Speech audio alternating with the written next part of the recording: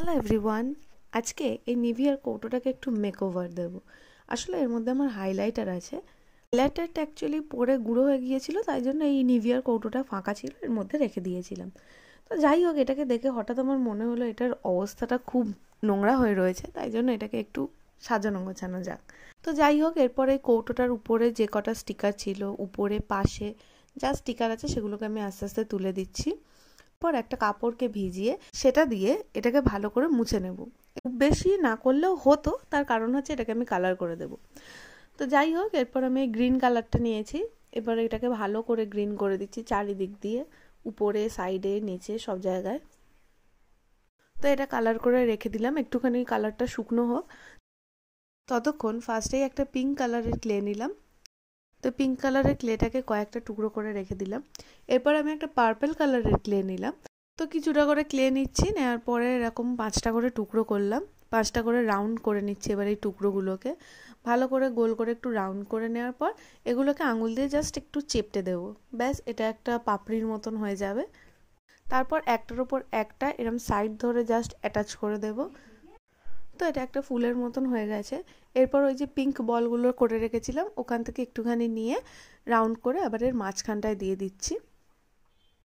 দেওয়ার পর এটাকে এই কৌটোটার ওপরে আটকে দেব। এই ক্লেগুলোতে কোনো আঠার প্রয়োজন হয় না, তাও তোমরা যদি সিকিওর করতে চাও ভালোভাবে তো আঠা দিয়ে নিতে পারো, কোনো অসুবিধা নেই। এরকমভাবে আমি আরও কতগুলো ফুল বানিয়ে নিয়েছি। এবার সেগুলোকেও পরপর আটকে দেব। একটু একটার ওপর একটা একটু এদিকে ওদিকে সরিয়ে সরিয়ে করবে, তাহলে একটু ন্যাচারাল লাগে দেখতে ব্যাপারটা।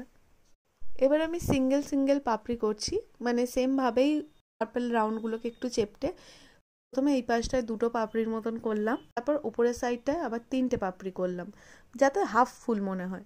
তো যাই হোক, এরপর আবার পিঙ্ক বলগুলো নিয়ে এর মাঝখানে একটু করে দিয়ে দিচ্ছি। তো ফুল দিয়ে ডেকোরেশন কমপ্লিট।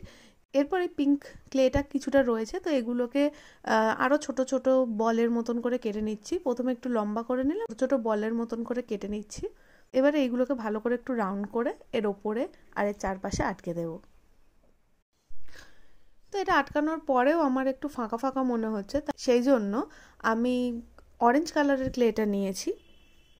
সেটাকেও অনেক ছোট ছোট ছোট ছোট করে কেটে নিলাম, নিয়ে সেগুলোকে রাউন্ড রাউন্ড করছি। এরপর এগুলোকে আটকে দেবো।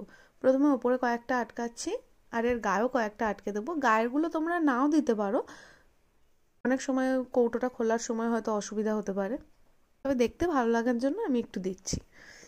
তো যাই হোক, এটা আমার কমপ্লিট। দেখো, এটা আমি ইজিলি খুলতেও পারছি। তো কেমন হয়েছে তোমরা অবশ্যই জানিও, আর ভালো লাগলে লাইক, শেয়ার অ্যান্ড সাবস্ক্রাইব।